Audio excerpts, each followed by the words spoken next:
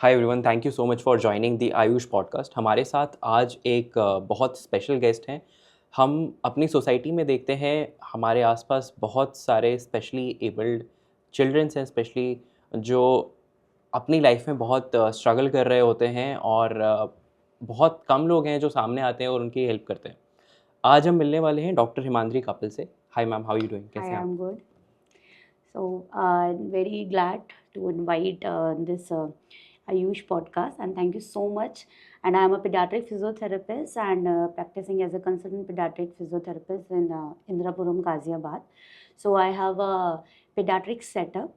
And मेरे हिसाब से मुझे ऐसा लगता है कि इस सोसाइटी में स्पेशली एबल्ड बच्चों के लिए जो ट्रीटमेंट है वो हम जितना ज़्यादा उसको हम स्प्रेड कर सकते हैं, जितना हम बच्चों को ठीक कर सकते हैं, तो ऐसा हमने एक अपना सेंटर बनाया है इंद्रापुरम में। And we have a team like जिसमें कि 8 फिजियोथेरेपिस्ट हैं एंड 1 ऑक्यूपेशनल थेरेपिस्ट हैं एंड स्पेशल चिल्ड्रंस के लिए स्पेशल एजुकेटर्स हैं एंड क्लिनिकल साइकोलॉजिस्ट हैं। तो पूरी होलिस्टिक अप्रोच जो हम फॉलो करते हैं, तो इस तरीके का हमारा सेंटर है। अभी तक हम लोगों ने I think I have 10 to 12 years experience in this field, और अभी तक हम लोगों ने I think 2000 plus patients treat किए हैं, और जो अभी हम आगे भी हम इस चीज़ को फॉलो करें। तो हिमांद्री मैम, आपने जो देखा है, आप ट्रीट करती हैं स्पेशली एबल्ड चिल्ड्रंस को। एक तो सबसे पहले हम समझते हैं कि ये कितनी बड़ी प्रॉब्लम है इंडिया में। क्या होते हैं स्पेशली एबल्ड चाइल्ड? बहुत लोगों को तो पता भी नहीं है कि मतलब यार हु दे रियली आर, कितनी प्रॉब्लम्स वो देखते हैं अपने दिन में। तो आपने स्पेशली एबल्ड बच्चे देखे हैं? लाइक हम सोसाइटी में देखते हैं कि अगर हम इस तरीके से देखें कि बच्चे एबनॉर्मल है, ओके, या बच्चे चल नहीं पाते हैं, या बच्चे बोल नहीं पाते हैं, या बच्चे कोई व्हीलचेयर पे जा रहे हैं, या बच्चा 12 साल का बच्चा और गोदी में चल रहा है, so they are special childrens, okay. अगर कोई बच्चा सोसाइटी में एक्सेप्ट नहीं कर पा रहा है, लाइक बच्चा बहुत ज़्यादा अपने आप को, बहुत बिहेवियर इश्यूज़ हैं आप बच्चों के अंदर, आप देखेंगे कि कुछ इश्यूज़ होते हैं जैसे कि ऑटिज़म हो गया, या सेरेब्रल पाल्सी वाले बच्चे हैं जिनमें मोटर डिसेबिलिटीज़ होती है, या डाउन सिंड्रोम वाले केसेस बच्चे हैं जो कि फिजिकली अपीयरेंस ही उनकी अलग होती है। तो सोसाइटी में जो एक्सेप्ट नहीं कर पाते हैं आज की डेट में, उनको हम स्पेशली एबल्ड बच्चे बोलते हैं। सो जैसे कि आप देखेंगे कि स्कूल में आप नॉर्मल बच्चे जाते हैं, और अगर एक बच्चा अलग सा दिखता है तो हम उसको एक कैटेगरी दे देते हैं कि ये तो अब नॉर्मल है या ये स्पेशल बच्चा है। तो वो कैटेगरी को अगर हम बोले तो उसको हम स्पेशली एबल्ड बच्चा बोलते हैं। और हमारे इंडियन सिनेरियो में ये प्रॉब्लम है कि हम उस बच्चे को बहुत ही ऑकवर्ड तरीके से देखते हैं, और हम आई थिंक अपने बच्चों को ऐसी एक एजुकेशन नहीं दे पाते हैं। मैं सारे पेरेंट्स को यही बोलती हूँ जो नॉर्मल है, मेरा भी बेटा है, मैं उसको यही बोलती हूँ कि बेटा अगर आपकी क्लास में कोई ऐसा बच्चा है जो थोड़ा नॉर्मल है या स्पेशल है, तो आप उसको ऐसे मत ट्रीट करो कि अरे अरे इसके साथ नहीं बैठना, अरे अरे ये ऐसा क्यों है, ओके। एक मैं एक्सपीरियंस आपके साथ शेयर करूँगी। लाइक हमारे यहाँ पर एक बच्चा आता था and is in 10th class, okay. So उसका ड्रूल था एंड वो सेरेब्रल पाल्सी का बच्चा था, तो उसका ड्रूलिंग होता था। अब आप 10 साल या मतलब 10th क्लास के बच्चे को आप देखोगे कि उसका ड्रूल हो रहा है, प्रॉपर च्यू नहीं कर पा रहा, खाना नहीं खाता है, तो वो बुली बहुत होता था, ओके। तो उसकी क्लास के बच्चे उसको बहुत बुली करते थे, देख देख देख देख उसका लार निकल रहा है एंड ऑल, और उसको हैंकी विब लगा दे इसके। तो उसकी वजह से वो बच्चे के ऊपर साइकोलॉजिकली इम्पैक्ट डबल आता है कि ऑलरेडी वो स्पेशल है, वो और बच्चों की सोसाइटी में एक्सेप्ट नहीं हो पा रहा है, खेल नहीं पा रहा है, या उसको साथ इशू आ रहे हैं, प्लस क्लास में भी बच्चे उसको बुली कर रहे हैं। तो इस प्रॉब्लम से क्या क्रिएट होगा कि बच्चा जो है वो सोसाइटी में जा ही नहीं पा रहा है, बिकॉज अगर वो 10th क्लास के लिए एजुकेशन ले पा रहा है तो उसका कॉग्निशन उतना स्ट्रॉन्ग है, वो पढ़ सकता है, बट जो हमारी सोसाइटी है वो उसको एक्सेप्ट नहीं कर रही है। सबसे मेन इशू है एक्सेप्टेंस का। तो ये सारी चीज़ें हैं जो हमारे इंडियन सिनेरियो में हैं, और अभी हमारे यहाँ पे इंक्लूसिव सेटअप इंट्रोड्यूस हो चुका है कि स्कूल्स में स्पेशली एबल्ड बच्चे पढ़ेंगे, जो पहले डिसेबल जिसको हम बोलते थे, और अब हम स्पेशली एबल्ड बच्चों को बोलते हैं। तो स्कूल में बच्चे जाते हैं जो माइल्ड टू मॉडरेट प्रॉब्लम वाले बच्चे हैं, बट मेजर इशू यही आता है एक्सेप्टेंस का और बुली का, ये सारा मेन इशू रहता है। तो बाकी हम आई थिंक जो हमारे बच्चे हैं या सोसाइटी है, हम उन बच्चों को एक तरीके से एक एजुकेशन दें, या बच्चों को पेरेंटिंग में हम ये काउंट करें कि वो भी आपका फ्रेंड है, वो आपसे थोड़ा अलग है, बस उसको थोड़ी सी प्रॉब्लम है, बट अगर आप उसको प्यार से देखोगे या आप उसकी हेल्प करोगे तो आई थिंक वो जो साइकोलॉजिकल बैरियर आ जाता है बच्चों के साथ, वो शायद हम उसको आगे कोप अप कर सकें। ओके मुझे लगता है ये डॉक्टर्स का नहीं, पेरेंट्स और टीचर्स का एक Main जिम्मेदारी role है कि वो बुलीज़ को रोकें, क्योंकि मैंने जो देखा है, अगर बचपन में ये जो स्पेशली जो 15-16 साल होते हैं, फर्स्ट 0 टू 15-16 साल, इसमें जो बुली होता है ना बच्चा, उसका इफ़ेक्ट अगले 20-30 साल तक रहता है कहीं ना रहता है, कहीं। yes, तो ये exactly. बहुत लॉन्ग लास्टिंग इफ़ेक्ट रहता है और इसका ये बहुत बड़ा ट्रॉमा भी इवेंचुअली बन जाता है। तो इसको obviously parents and teachers highly emphasising on teachers कि उनको इस पे डेली एक्टिविटीज़ के द्वारा इसको कंट्रोल करना चाहिए। That's my thought. Moving forward, अभी हम समझते हैं कि अब थोड़ा मैं और समझना चाहूँगा जो सोसाइटल बैरियर्स है। आप अपने अराउंड क्या-क्या चीज़ें देखती हैं कि इन बच्चों को इस तरह से ट्रीट किया जाता है सोसाइटी में, out of school life, in normal society and even doctors for that matter, जो कई डॉक्टर्स भी इनको कई बार डिफरेंटली ट्रीट किया जाता है, मैंने जो देखा है। हाँ, अभी जैसे कि फॉर एग्जांपल मेरे पास एक बच्चा आता है असेसमेंट के लिए, एंड जो हमारी सोसाइटी में सबसे बड़ा मेन इशू है वो है नेग्लेक्ट करना चीज़ों को। फॉर एग्जांपल अगर बच्चा 3 साल का है जो बैठ नहीं पा रहा है या अभी तक उसका स्पीच डिले है, तो हमारी जो इंडियन सोसाइटी है, लाइक हमारे दादा दादी नाना नानी, कि ठीक है कर लेगा बच्चा, कोई बात नहीं कर लेगा, और हम फोकस करते हैं सेकेंड बेबी, थर्ड बेबी, कि ठीक है ये कर लेगा, धीरे धीरे चीज़ें प्रॉपर हो जाएंगी।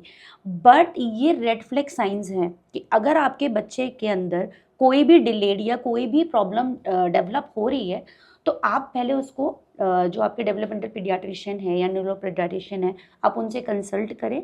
और लोगों के अंदर एक डर बैठा हुआ है कि अगर हम डॉक्टर के पास जाएंगे तो वो स्टैंप लगा देंगे कि मेरे बच्चे को कोई डिसेबिलिटी है, तो वो इसकी वजह से भी बाहर नहीं जाते हैं और अब उस बच्चे को अपना कहते हैं ना घर में बंद करके रखते हैं।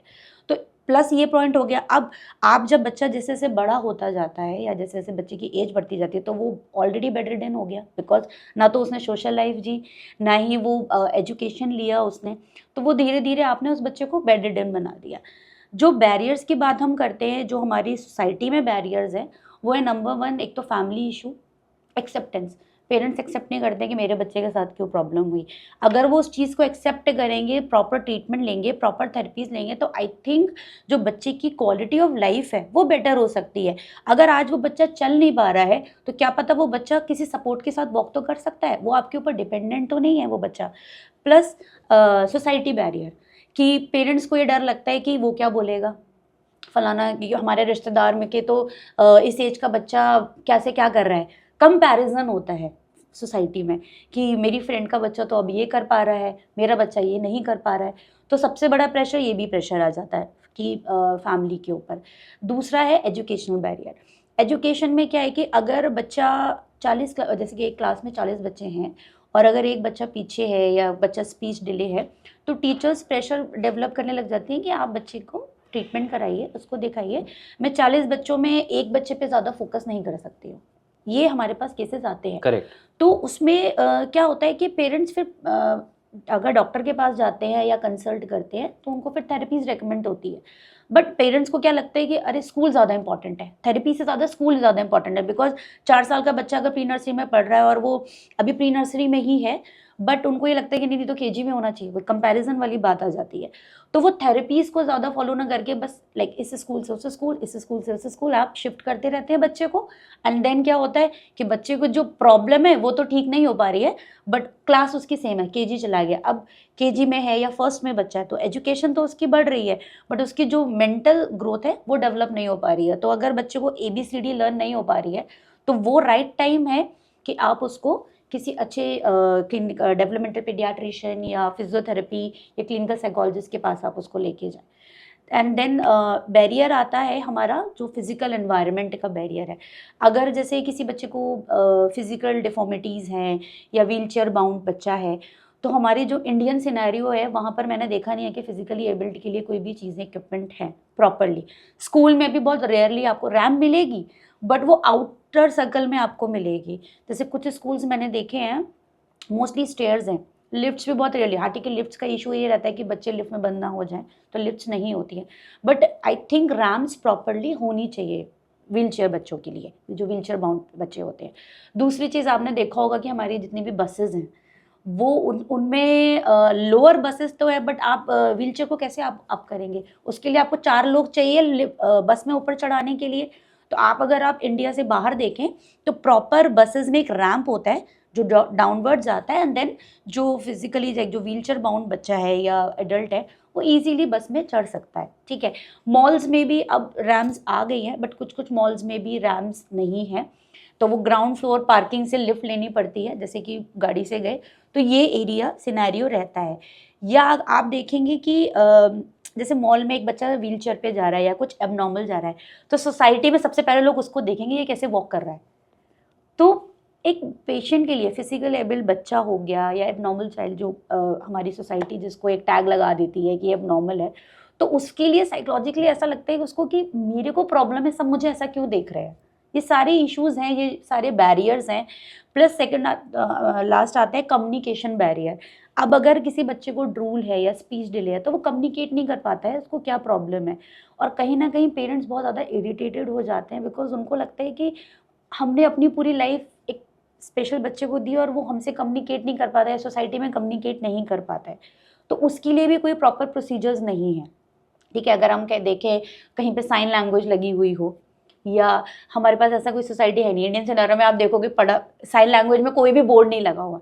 ठीक है, या हमारी न्यूज़ आती है साइन लैंग्वेज में, बट अगर हम किसी बच्चे के लिए देखें तो वो आप कोई बोर्ड्स नहीं है।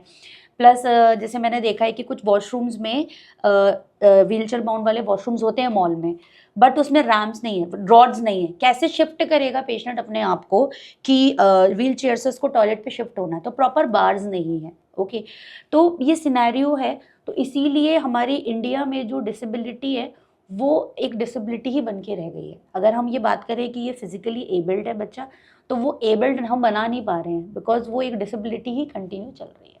अच्छा, सही एज क्या है कि अगर कोई भी बच्चा है उसकी सही एज क्या है, ट्रीटमेंट किस एज से चालू कर दी जानी चाहिए, और एक मैक्सिमम एज है कि हाँ इस एज के बाद ट्रीटमेंट इफ़ेक्टिव नहीं रहेगी? ओके, सो अगर हम बात करें तो 5 ईयर्स जो है वो 5 साल तक बच्चे का ब्रेन डेवलप होता है। तो बिफोर 5 ईयर्स हमारा ट्रीटमेंट स्टार्ट हो जाता है, जिसको हम अर्ली इंटरवेंशन बोलते हैं। तो जितना जल्दी हम ट्रीटमेंट स्टार्ट करेंगे बच्चा उतनी जल्दी कवर करेगा। अब कुछ पेरेंट्स हमारे पास आते हैं कि वो बच्चा 5 साल से बड़ा हो चुका है, तो क्या उसके अंदर इम्प्रूवमेंट नहीं आएगी?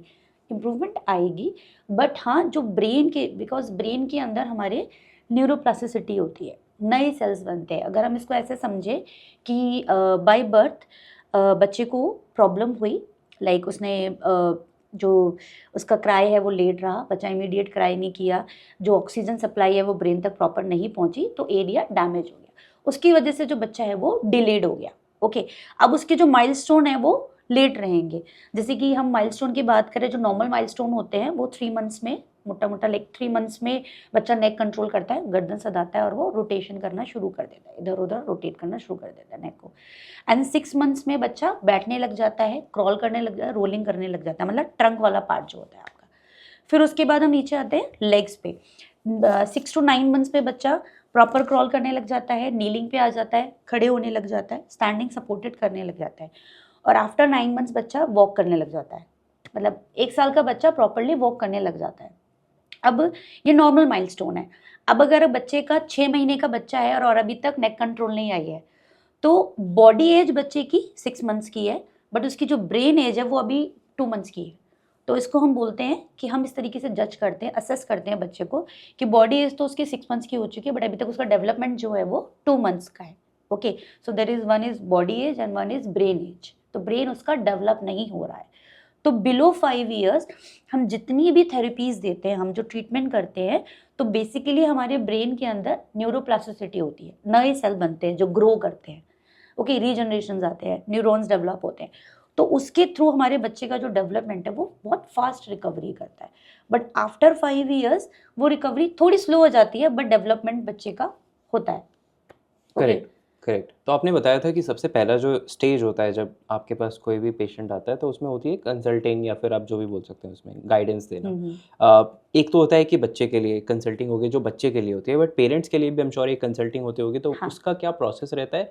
हाउ इम्पॉर्टेंट इट इज़ कि पेरेंट्स समझें और उनको सही अवेयरनेस मिले, क्योंकि काफ़ी पेरेंट्स को तो पता भी नहीं है, और पता भी है तो शायद उनको लगता है ये सही तरीका नहीं है।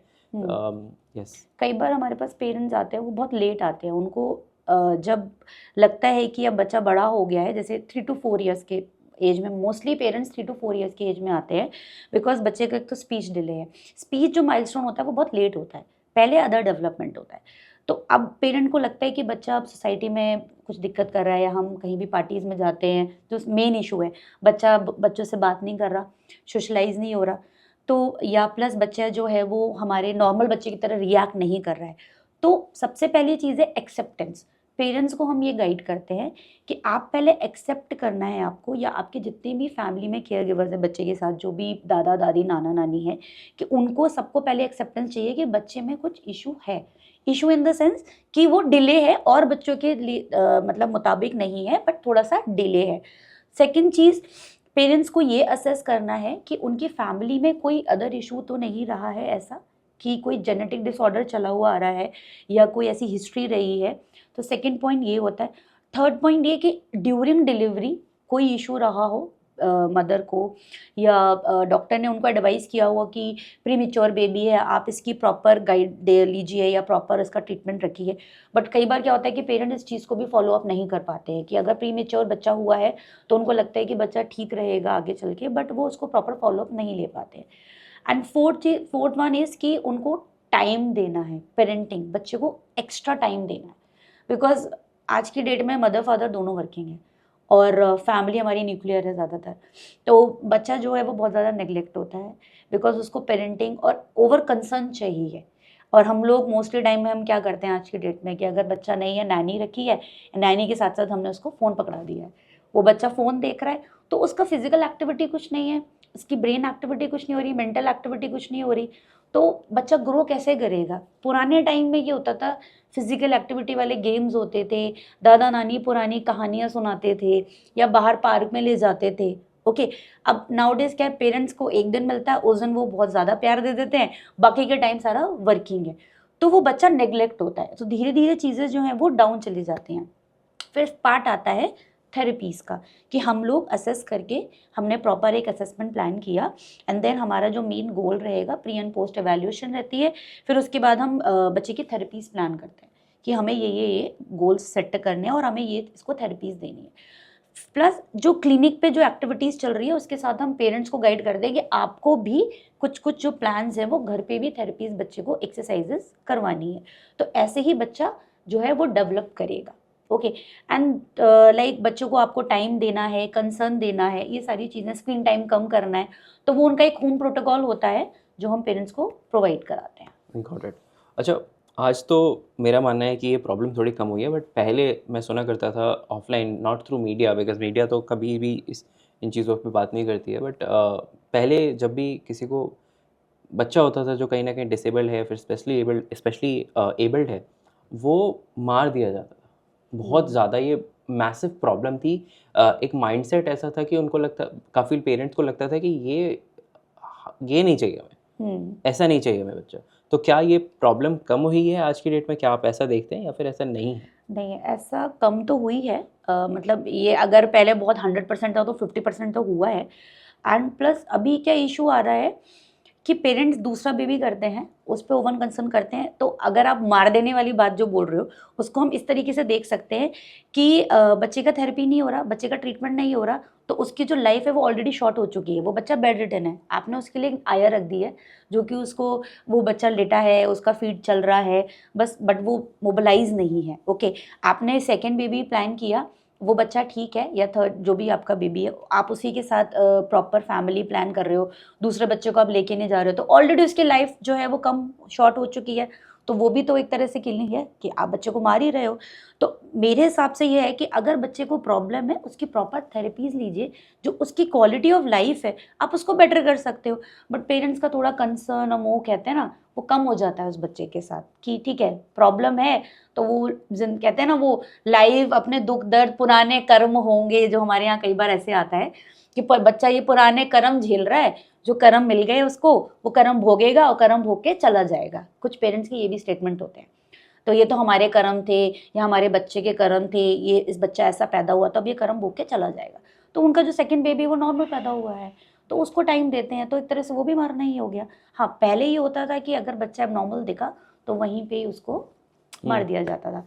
तो ये सोसाइटी में है, बट अभी कुछ पेरेंट्स ऐसे भी हैं जो सेकेंड बेबी प्लान नहीं करते और फुल्ली उस बच्चे को फोकस कर रहे हैं और प्रॉपरली उसका ट्रीटमेंट ले रहे हैं और वो बच्चा ग्रो भी कर रहा है और बहुत अच्छे से चीज़ें बच्चे के अंदर डेवलप हो रही है।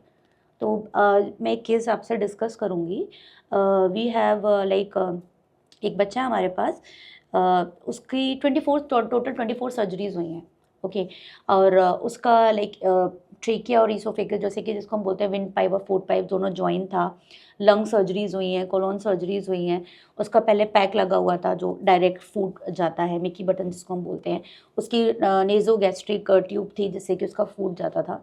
सो वो हमारे पास आए थे, 1.5 साल का बच्चा लेकर आए थे और हमसे उन डॉक्टर्स ने सबने जवाब दे दिया था कि ये जस्ट ऐसी बेड रिडन रहेगा, आप इसको बस फीडिंग कराते रहो, इसके अंदर कोई डेवलपमेंट नहीं है बच्चे के अंदर।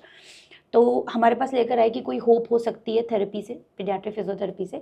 देन मैंने कहा कि ठीक है हम ट्राई करते हैं, हम पूरी कोशिश करेंगे कि ये ठीक हो जाए। तो आई थिंक अभी इज़ 2.5 ईयर्स ओल्ड और 1 साल के अंदर उसके अंदर ये डेवलपमेंट हुआ है कि जब स्टार्टिंग में आया था उसका नेक कंट्रोल नहीं था, नाउ उसका नेक कंट्रोल अचीव हो चुका है। उसका जो मिकी बटन है वो रिमूव हो चुका है, अभी वो हीलिंग कर रहा है। उसका नेजोगैस्ट्रिक ट्यूब रिमूव हो चुका है, वो ओरली फूड इनटेक करने लगा है, वो सिटिंग करने लगा है और अभी उसका स्टैंडिंग पे फोकस चल रहा है तो वो स्टैंडिंग भी कर रहा है।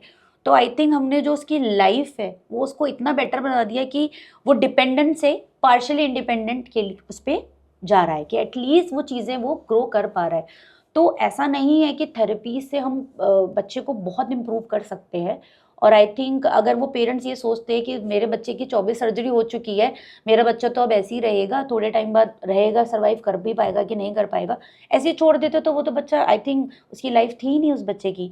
बट उन्होंने ये देखा कि एटलीस्ट हमारे पास चांसेस हैं कि हम उसको थेरेपीज पे डालें और वो बच्चा ग्रो कर रहा है। तो जो उसके डॉक्टर्स थे वो खुद शॉक्ड है कि ये बच्चा 24 सर्जरी के बावजूद भी जिसका राइल्स ट्यूब लगा है वो विदाउट ट्यूब और फूड इनटेक कर रहा है और वो स्टैंडिंग कर रहा है इजीली। तो आई थिंक ये एक बहुत बड़ा एक एग्जाम्पल है कि थेरेपी से हम कितनी चीज़ें बेटर कर सकते हैं।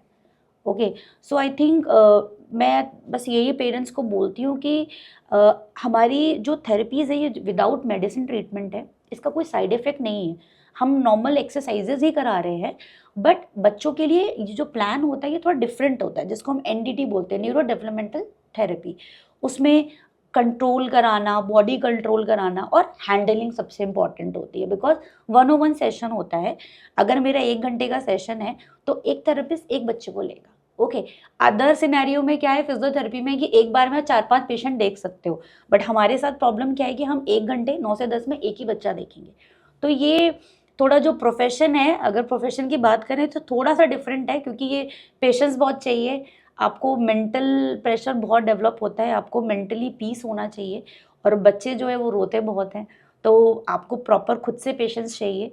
ठीक कराना है बच्चे को, आपको एक गोल सेट करना है कि ये बच्चा अगर मैं 15 दिन या 1 महीने बाद देखूँ तो मुझे उसका ये कंट्रोल कराना ही कराना है। तो एक्सरसाइजेस का कोई साइड इफेक्ट नहीं है, जनरल लाइफ में भी हम एक्सरसाइज करते हैं, बट उसका अगर प्रॉपर प्लान हो, प्रॉपर गोल हो तो वो चीज़ें इंप्रूव करने लग जाती हैं।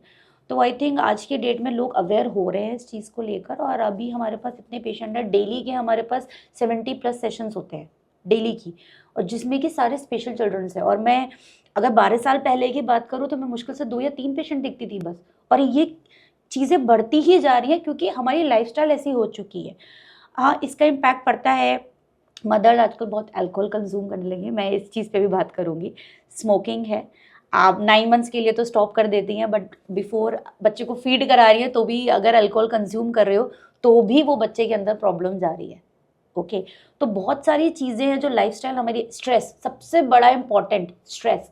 अगर आप देखोगे पहले प्रेग्नेंट लेडीज़ जो होती थी वो ज़्यादा बाहर भी नहीं जाती थी और नॉर्मल घर के काम करती थी, जिसको हम बोलते हैं नॉर्मल एक्टिविटीज़ करती थी, और बच्चा डिलीवर किया और उसके बाद नॉर्मल सारी चीज़ें चल रही हैं। ये चीज़ें पहले इसीलिए कम थी, स्ट्रेस ही नहीं होता था, नॉर्मल लाइफ है।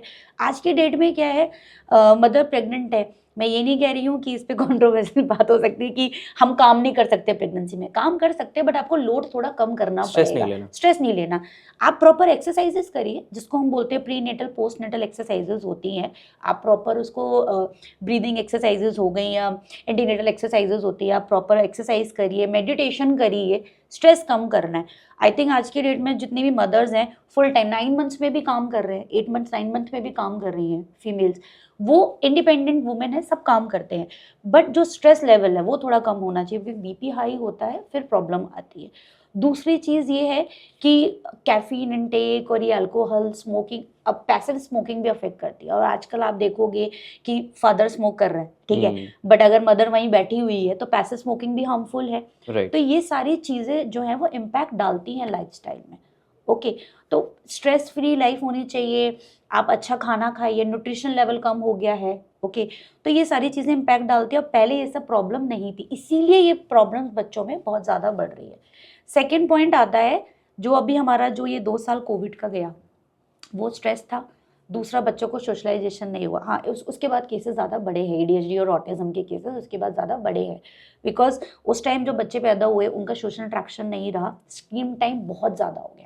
आइडियली 2 साल के बाद बच्चे को स्क्रीन एक्सपोज की जाती है, कि फ़ोन या टैब या टीवी 2 साल के बाद बच्चे को दिया जाता है। और आज की डेट में आप देखोगे 6 महीने के बच्चे अगर फीड करा रहे हैं ना मम्मी या आया जो भी है, वो मेड वो फ़ोन दिखाते ही उसको खाना खिला रही है, और वो राइम्स चल रही है कंटिन्यूसली, उसकी वजह से भी बच्चे के अंदर ये हाइपर एक्टिविटी डिसऑर्डर डेवलप हो रहे हैं। तो बच्चा सोशल इंट्रैक्शन नहीं करता है, या बच्चा अपना ओन सेल्फ प्ले करता है, बस फ़ोन ही फ़ोन देख रहा है। तो पेरेंट्स को क्या लगता है, ठीक है थोड़ा टाइम हमें मिल गया अपने लिए, चलो इसको फ़ोन पकड़ा दो, थोड़ी देर के लिए देख रहा है, बट उसकी वजह से जो डेवलपमेंट है ब्रेन का वो डाउन हो रहा है, तो जो कॉग्निशन है वो डेवलप नहीं हो रहा बच्चे का। तो ये सारी प्रॉब्लम्स जो हैं वो इसी वजह से सारी चीज़ें बढ़ रही हैं। अब बच्चों में प्रॉब्लम बढ़ रही है, इसीलिए केसेस ज़्यादा आ रहे हैं, और एक्सेप्टेंस के इशू है ही, हमारी सोसाइटी एक्सेप्ट करती नहीं है चीज़ों के अंदर। प्लस पेरेंट्स को ये लगता है कि उनको पेशेंस नहीं है, उनको ये लगता है कि अभी हम थेरेपी स्टार्ट कर रहे हैं, 1 महीने के अंदर इंप्रूवमेंट आ जाएगी बच्चे के अंदर, वो चीज़ भी है, बट उसके लिए आपको थोड़ा टाइम चाहिए। बिकॉज हम, अगर मेरे फ्रैक्चर हो रहा है, मैंने यहाँ पे थेरेपी ली एंड एक्सरसाइज किया, 1 महीना 2 महीने में ठीक हो जाएगा। अभी हम ब्रेन को लर्न करा रहे हैं ये चीज़, तो ब्रेन को जो हम लर्न कराते हैं उसमें थोड़ा टाइम लगता है, ये टाइम टेकिंग प्रोसीजर है, तो इसमें धीरे धीरे चीज़ें डेवलप होंगी। ओके एक बहुत इंपॉर्टेंट सवाल है, मान लीजिए देयर इज़ अ लेडी जो प्रेग्नेंट है और उसको जो बच्चा हुआ है वो स्पेशली एबल्ड है। अब वो जो मेंटल स्टेट है उस टाइम पे समझ में भी हम श्योर नहीं आता कि यार इसको कैसे एक्सेप्ट करें या फिर कैसे उसको ग्रास्प करें। इस सिचुएशन का आपके पास अगर कोई सॉल्यूशन है, ऑब्वियसली एक स्ट्रेंथ चाहिए, मेंटल स्ट्रेंथ चाहिए, बट उसके अलावा are there practical ways to cope up with this?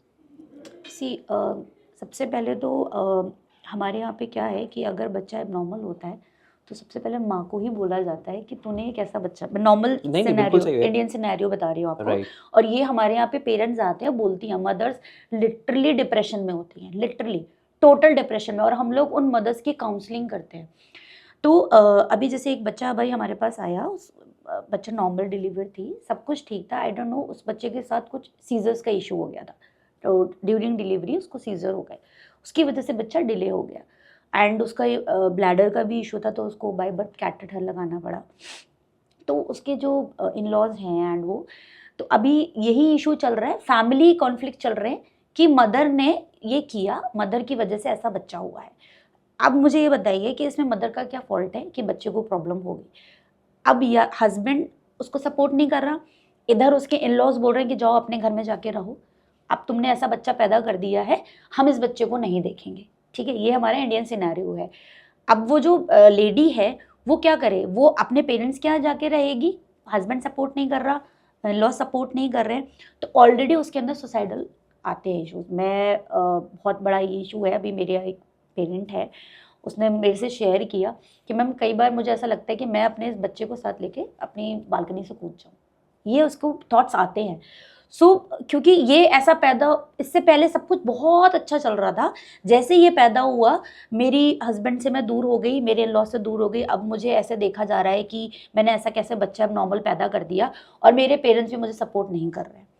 तो अभी पेरेंट्स के भी जो हस्बैंड है वो लोग डिवोर्स ले रहे हैं। ओके, तो ये सारा इशू क्यों हुआ? बिकॉज ऑफ एक स्पेशल बच्चा हुआ।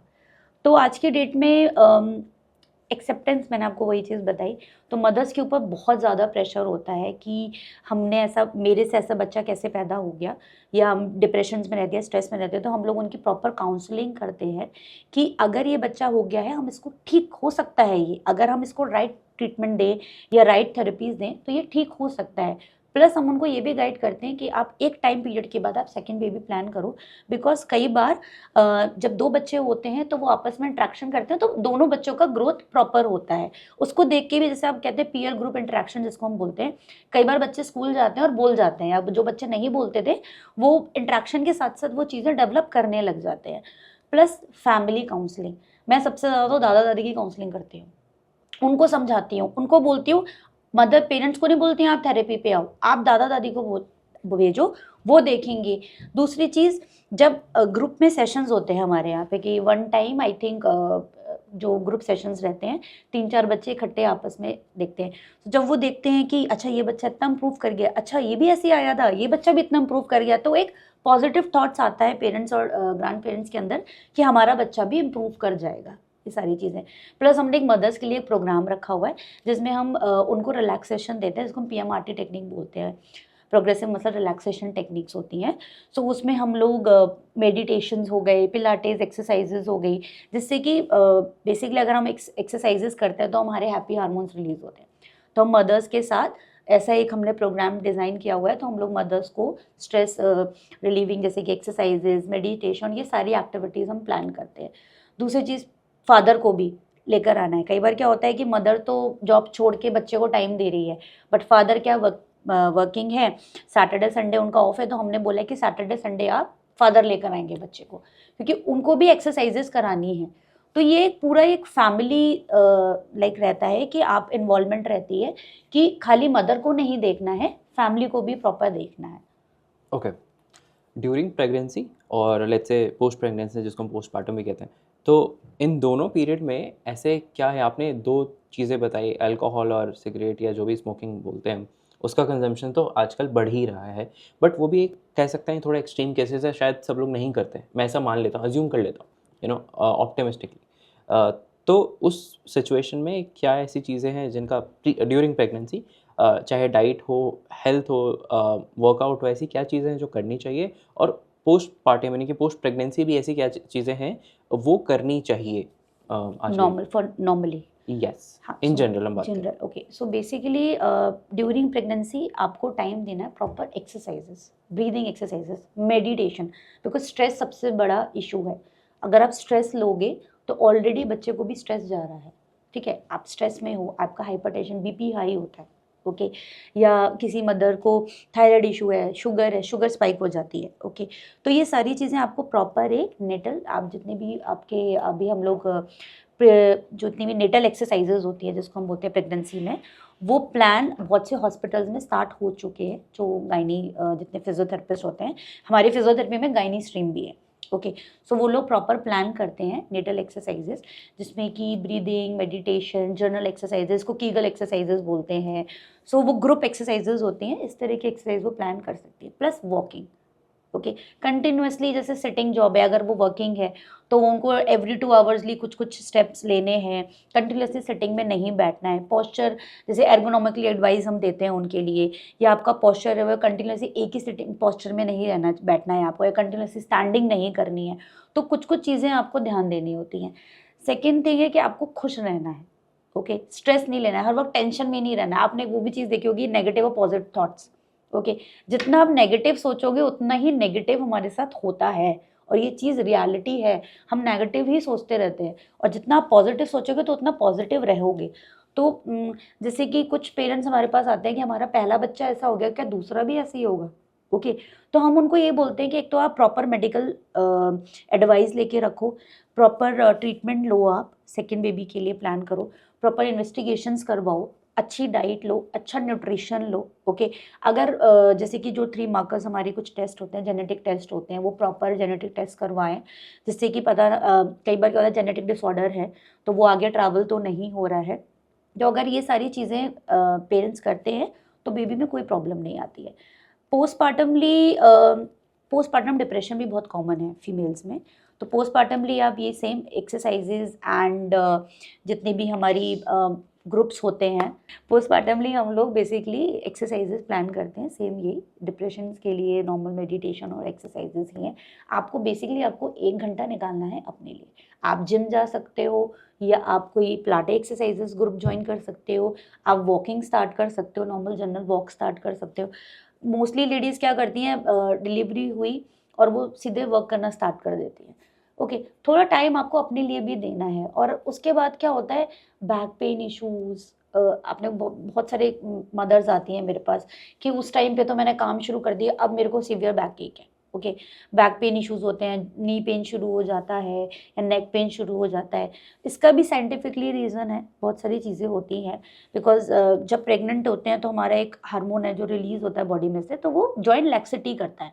ओके, जैसे कि मसल स्ट्रेच होती है। पोस्टपार्टमली वो चीज़ें नॉर्मलाइज हो रही होती हैं, हार्मोन जो है वो नॉर्मल आ रहा होता है। तो जब वो मसल्स टाइट हो रही है या जॉइंट जो है वो अपनी लैक्सिटी कम कर रहे हैं, तो वो पेन स्टार्ट हो जाता है। और उस ड्यूरिंग दैट टाइम हम लोग बहुत ज़्यादा स्ट्रेस लेते हैं, बहुत ज़्यादा काम करते हैं, तो फीमेल्स के अंदर जॉइंट्स पेन और ये बहुत कॉमन हो जाता है उसकी वजह से। और प्लस फीडिंग, बच्चा फीड कर रहा है, आपका कंटिन्यूसली ये पोस्चर है, तो आपको शोल्डर पेन, नेक पेन बहुत कॉमन होता है फीमेल्स में। तो उसके लिए आप फिजियोथेरेपी भी ले सकते हो, प्लस आप नॉर्मल एक्सरसाइजेज भी कर सकते हो। तो कुछ एक्सरसाइजेज हैं जो अब हॉस्पिटल्स में एडवाइस करते हैं पोस्टपार्टम के लिए, प्लस फीडिंग के लिए भी, फीडिंग जो मदर करा रही हैं उनके लिए भी क्लासेस होती हैं हॉस्पिटल्स में भी, और प्राइवेट क्लिनिक्स में भी क्लासेस होती हैं फिजियोथेरेपी में, तो वो भी आप ज्वाइन कर सकते हैं। तो डॉक्टर हिमाद्री, आपने नेगेटिविटी की एक बार बात की इन बिटवीन, जो नेगेटिव एक फीलिंग आती है, बट मैं थोड़ी सी पॉजिटिविटी की बात कर रहा हूँ। इंटरनेट पे एक वीडियो है, there is this little child, और उसकी सिस्टर है, राइट? वो कहती है कि this my brother is suffering from autism, और वो करेक्ट करते हुए अपनी सिस्टर को बोलता है कि no, I am not suffering, I have autism. तो मुझे लगता है वो बहुत ही खूबसूरती से और पॉजिटिविटी से एक्सेप्ट कर रहा है कि हाँ, आई हैव इट, मतलब मैं इससे मेरी कोई प्रॉब्लम नहीं है, आई am not suffering, I have it. तो क्या लगता है ये जो माइंडसेट है, ये कैसे, एक तो यहाँ पे इंडिया में चिल्ड्रंस को कैसे ये बिल्ड किया जा सकता है through counselling, and obviously parents का भी इन्वॉल्वमेंट, कैसे पेरेंट्स को भी ये सेम माइंडसेट बिल्ड किया जा सकता है? What do you think about it? या बेसिकली ये जो माइंडसेट है ये पेरेंट्स ही डेवलप कर सकते हैं। Because I have a child, बच्ची है 12th क्लास में। सो पहले उसका स्कूल में क्या इशू आता था, बुली एंड ऑल दिस थिंग कि स्पेशली एबल्ड है, क्लास में सर्वाइव नहीं कर पाएगी। बट आई थिंक पेरेंट्स ने ऐसा इम्पैक्ट दिया। सो अभी नाउ डेज उसका ये है कि मैम मुझे हायर स्टडीज़ के लिए बाहर जाना है, अब्रॉड ला जाना है, तो आप मुझे ऐसा डेवलप करो because I have a issue. वो अपनी प्रॉब्लम खुद मुझसे डिस्कस करी है कि मेरे I am a CP child and मेरे को लोअर लिम्ब में प्रॉब्लम है। एंड इंट्रोडक्शन उसकी मदर ने नहीं दिया, उसने मुझे खुद इंट्रोड्यूस किया, hello ma'am, I am a cerebral palsy child and I am a diplegic. Actually CP में भी बहुत सारी डिफरेंट कंडीशंस होती हैं, डायप्लेजिक है, क्वाड्री है एंड हेमी है। सो शी टोल्ड मी कि मैम आई एम डायप्लेजिक, और मुझे बस आप इतना बना दो कि मैं क्रच लेके वॉक कर सकूं, बिकॉज वो अपनी मदर का होल्ड करके या व्हील चेयर के साथ आती है। तो आई सेड ओके गुड। सो सबसे अच्छा मुझे लगा कि एटलीस्ट वो एक्सेप्ट करती है कि उसको ये इश्यूज हैं, क्लैरिटी है। या क्लैरिटी है। तो ये पेरेंट्स के लिए सबसे बड़ी चीज़ है कि एटलीस्ट वो अपने बच्चे को ये बोले। ठीक, दो चीज़ें होती हैं, हम उस बच्चे को ये बोले कि तुझे प्रॉब्लम है, तुझे ये प्रॉब्लम है, ये फीड कर देंगे कि ये तुझे प्रॉब्लम है। अगर हम उसको बोले कि तू स्पेशली एबल्ड है, देखो उन बच्चों को नहीं है, तेरे को ये चीज़ हुई, आप उसके साथ कोप अप करो, ये प्रॉब्लम, ये आपके लिए जितनी भी हैं ये चुनौतियाँ हैं, आपको इसके साथ आगे बढ़ना है, ये लाइफ लॉन्ग ये है प्रॉब्लम, तो आपको इस चीज़ के साथ आगे बढ़ना है। कुछ पेरेंट्स कैसे डील करते हैं, ओहो मेरे बच्चे के साथ तो ये प्रॉब्लम हो गई, अब ये आगे क्या सर्वाइव कैसे करेगा। तो आई थिंक उस वीडियो में, मैंने भी वो वीडियो देखी है, वो बच्चा बहुत क्यूटली कहता है कि मैं ऑटिस्टिक हूँ। तो ये आपने आई थिंक एक मूवी देखी होगी जिसमें गुड डॉक्टर, एक बहुत अच्छी मूवी है, सीरीज है I think, so is a Shaun Murphy एक डॉक्टर है, एंड उसमें वो कैसे इज अ सर्जन, कैसे वो अपनी medical practice as a autistic वो प्रॉपरली करता है। तो आई थिंक मैं तो मोस्टली पेरेंट्स को बोलती हूँ कि आप ये मूवी देखिए और अपने बच्चे को ऐसे ही आपको आगे बनाना है। और आप एक चीज़ और देखेंगे, अगर कोई बच्चा स्पेशली एबल्ड है ना, उसका माइंड बहुत शार्प होता है, वो किसी ना किसी चीज़ में बहुत एक्स्ट्राऑर्डिनरी मिलेगा आपको, एक्स्ट्राऑर्डिनरी। तो मेरे यहाँ पे जितने बच्चे आते हैं उनमें से कुछ बच्चे बहुत अच्छी ड्राइंग करते हैं, बहुत अच्छे आर्टिस्ट होते हैं, या कोई बहुत अच्छा सिंगर मिलेगा।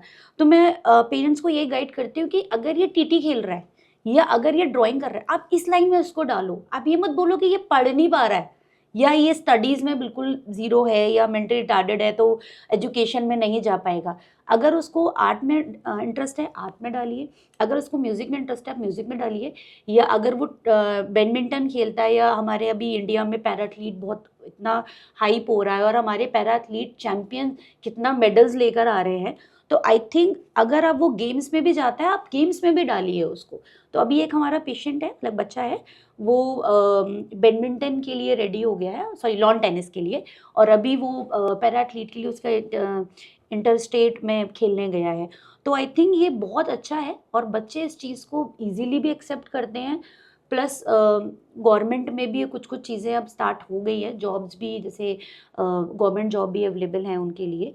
तो ये सारी चीज़ें बहुत अच्छे से हम मैनेज कर सकते हैं और ये पेरेंट्स के ऊपर ही एक है कि वो बच्चों को ऐसे गाइड करें। राइट। इसी के साथ साथ मैं अपने एक फ्रेंड को भी शाउट आउट देना चाहूँगा। मेरा फ्रेंड है, he is a specially abled adult, I would say. His name is Divyanshu Malik and he is a great dancer.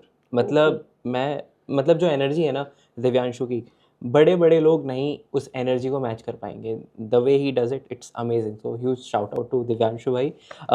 Coming back to one more important topic and issue which is about finances. ठीक है, यहाँ पे हम ये भी समझते हैं कि ये कितना बड़ा फाइनेंशियल मैटर है कि एक साल अगर हम किसी बच्चे की ट्रीटमेंट करते हैं तो पेरेंट्स को किस तरह से फाइनेंस देखना चाहिए कि किस तरह का खर्चा आता है।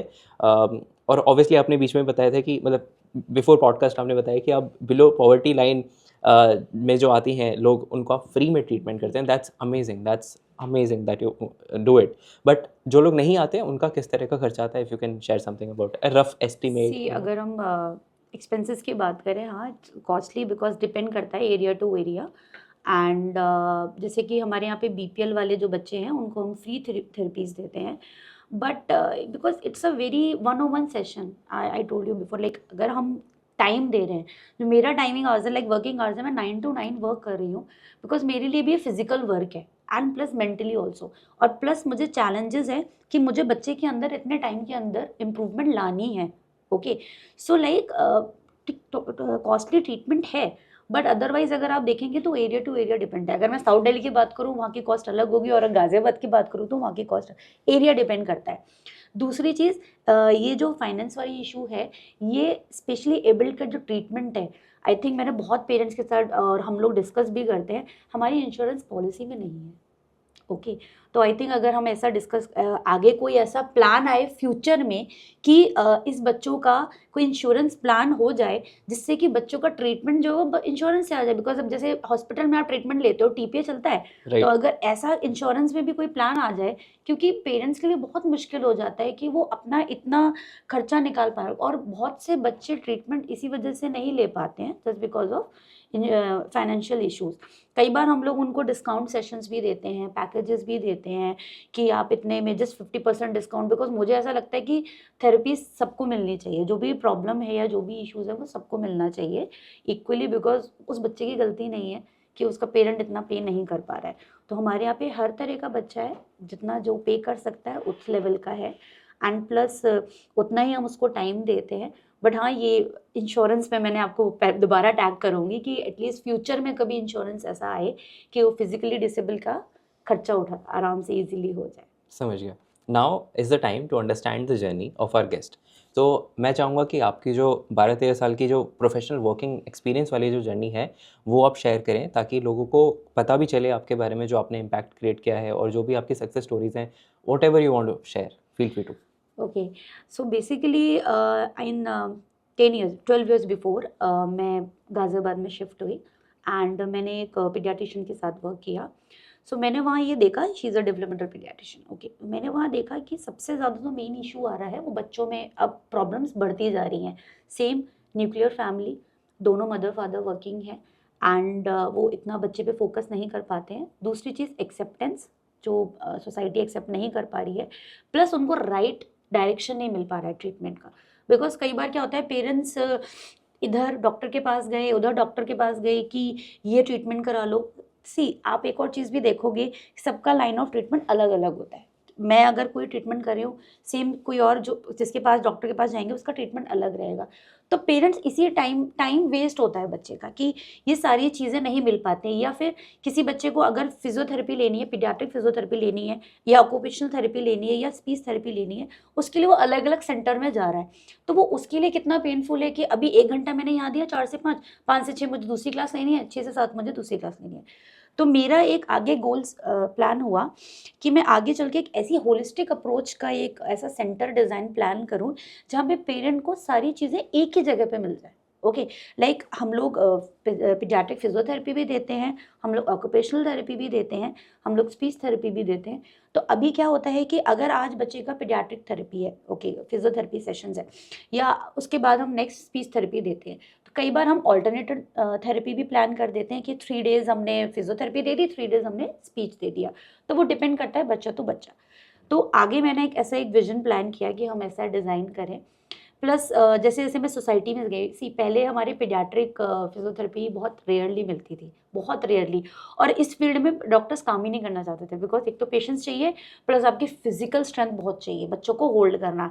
अब कैन यू बिलीव, मैं 12 साल का एक बच्चे को जिसका कि सिटिंग नहीं है, तो मुझे अपनी हैंड्स से होल्ड करना पड़ता है। ओके, तो मेरे को फिजिकल स्ट्रेंथ बहुत चाहिए, और बहुत mental patience and mental stress बहुत ज़्यादा रहता है, और प्लस मुझे गोल है कि मुझे इस बच्चे को ठीक करना है। तो पहले जितने भी फिजियोथेरेपिस्ट हैं वो लोग इस चीज़ पे काम करना ही नहीं चाहते थे। नेक्स्ट चीज़, हमारे इसमें स्पेशलाइजेशन नहीं होती थी। मैंने न्यूरो में ही फिजियोथेरेपी प्लान, पहले मैंने जो पोस्ट ग्रेजुएशन किया वो न्यूरो में ही किया है। देन आफ्टर डैट मैंने अदर कोर्सेज किए जिसको हम एनडीटी बोलते हैं, या अदर रिसर्चेज में पार्ट लिया। फिर मैंने प्लान किया कि मैं इस चीज़ को आगे बढ़ाऊँ। फिर मैंने एक रिसर्च ली जिसको हम थीसिस बोलते हैं, मैंने स्पेशल सीपी में ही थीसिस की। देन वहाँ पर एक सेंटर है, वहाँ पे 850 बच्चे, स्पेशल लेबल्ड बच्चे थे, स्पेशल स्कूल था वो, टोटल 850 बच्चे थे वहाँ पे, 8, और उनकी कोई थेरेपी कराने वाला नहीं था। आप यकीन मानिए, स्कूल में बच्चे क्लास में बैठे हैं, उनको सारे बच्चे स्पेशल हैं, बट उनकी थेरेपीज़ नहीं होती थी। मैं सिर्फ जस्ट रिसर्च पर्पज से गई थी। तब मुझे ये रियलाइज़ हुआ कि अगर मैं ऐसा कोई सेंटर प्लान कर पाऊँ कि मैं इन बच्चों की थेरेपीज़ दे पाऊँ, इनको कर पाऊँ, तो आई थिंक हम ट्रीटमेंट देके हम इस चीज़ को आगे बढ़ा सकते हैं। दूसरी चीज़, जैसे हम आगे जर्नल्स पढ़ते हैं, रिसर्चेस पढ़ते हैं, तो हमारी बहुत सी टेक्निक्स हैं जो हम इंडिया में यूज़ नहीं करते रहे। जो एक कहते हैं ना, हम पुराना एक ट्रेडिशनल ट्रीटमेंट फॉलो होता हुआ आ रहा है। फिर मैंने वो कुछ कोर्सेज़ किए जो जिसको हम फॉरेन में यूज़ करते हैं, मायोफेशियल रिलीज़। मोस्टली हम लोग स्ट्रेचिंग्स करते हैं बच्चों के अंदर, मैं एमएफआर के साथ स्ट्रेचिंग करती हूँ। प्लस हम लोग नीडलिंग करते हैं, हम लोग जैसे नीडल से स्पासिटी रिलीज़ करते हैं, ओके, और मशीन्स लगाते हैं कुछ बच्चों के लिए, या जैसे ऑटिस्टिक बच्चे हैं उनके लिए डिफरेंट एक रूम हमने जिसको सेंसरी डाइट बोलते हैं, वो हमने प्रॉपर एक डिज़ाइन किया। तो वो चीज़ अवेयरनेस पे डिपेंड करती है। धीरे धीरे हमने इस तरह से प्लान किया। फिर हम लोग ने थेरेपिस्ट, मैंने जो जनरल थेरेपिस्ट हैं उनको रीच आउट करके ट्रेन किया उनको। देन फिर हमने एक प्रॉपर टीम बनाई है, एंड आई थिंक अभी हमने 10 ईयर सेलिब्रेट किए थे अपने क्लिनिक के, और हमने उसमें 10 ईयर में हमने सारे पेरेंट्स को हमने अवार्ड्स दिए हैं। आई थिंक अवार्ड्स उन्हीं को मिलना चाहिए, बिकॉज उन्हीं की मेहनत है जो बच्चों को ट्रीटमेंट करा पा रहे हैं, और आज अपने बच्चों को स्पेशली एबल से, कहते हैं ना, डिपेंडेंट से इंडिपेंडेंट बना रहे हैं। दूसरी चीज़, प्लस जितने भी बच्चे हैं उन लोगों ने परफॉर्म किया। आप ये सोचिए कि एक बच्चा जो चल नहीं पाता था, आज वो रैंप वॉक कर रहा है। वो हमारे लिए और पेरेंट्स के लिए लिटरली, जब वो फैशन शो हम लोगों ने प्लान किया था रैंप वॉक बच्चों के लिए, मेरे इंस्टाग्राम पे वो वीडियो है, तो जितने भी पेरेंट्स हैं ना, दे वर क्राइंग कि हमारा बच्चा लाइक वो वॉक करके आ रहा है। ओके, तो वो सारी चीज़ें एक मेमोरी बन गई। एंड हम लोगों ने, कुछ बच्चों ने डांस किया, कुछ बच्चों ने प्रोग्राम किया, तो हम लोग एवरी जैसे जितने भी 15 अगस्त है हम लोग सेलिब्रेट करते हैं, कुछ बच्चों का प्रोग्राम करते हैं। प्लस हम लोग सोशल एक्टिविटीज़ में भी, जैसे राहगिरी हो गया, या हमारी डिकैथलॉन का एक प्रोग्राम होता है इंदिरापुरम गाजियाबाद में, वो भी हम लोग जो कुछ बच्चे हैं उसमें पार्ट लेते हैं। सो हमारे क्लिनिक से रिबॉर्न फिजियोथेरेपी से मोस्टली बच्चे जाते हैं और इन सब एक्टिविटीज़ में पार्ट लेते हैं। तो आई थिंक ये बहुत जो मेरी जर्नी थी वो बहुत रोलर कोस्टर वाली थी, बिकॉज सोसाइटी में एक्सेप्ट नहीं होती हैं चीज़ें, और मेरे लिए बहुत मुश्किल था रीच आउट करना कि हमारा क्लिनिक है, बिकॉज पेरेंट्स नहीं एक्सेप्ट करते हैं, या बहुत सारी चीज़ें होती है कि क्या बच्चा हमारा थेरेपी से इम्प्रूव कर पाएगा। प्लस अदर जो हमारे सीनियर्स हैं उनका भी प्रेशर होता है कि क्यों पीडियाट्रिक डालना, और मैं एक ही चीज़ पे फोकस करती हूँ, तो मुझे सिर्फ पीडियाट्रिक पे फोकस करना था। मेरे यहाँ लाइक मुझे ये नहीं था कि मैं ये भी करूँ कि थेरेपीज़ भी दे रही हूँ, जनरल थेरेपी भी दे रही हूँ और पीडियाट्रिक थेरेपी भी दे रही हूँ। मुझे सिर्फ पीडियाट्रिक थेरेपी पे फोकस करना था। आई थिंक मुझे ऐसा लगता है कि now I am very successful, और इस फील्ड को मैंने बहुत अच्छे से ईजीली आगे बढ़ाया है। नहीं, डेफिनेटली आपने ट्रांसफॉर्म भी किया है काफ़ी, जो सक्सेस स्टोरीज़ हैं, नॉट जस्ट दैट बट जो इम्पैक्ट आपने क्रिएट किया है, कुडोज टू यू, और all the very best for the future, and thank you so much for taking the time out. हमारा बहुत अच्छा पॉडकास्ट रहा आज का, एंड जो भी लोग मैम से जुड़ना चाहते हैं, नीचे डिस्क्रिप्शन में आपको सारी लिंक्स मिल जाएंगे, feel free to connect with her, and thank you for watching.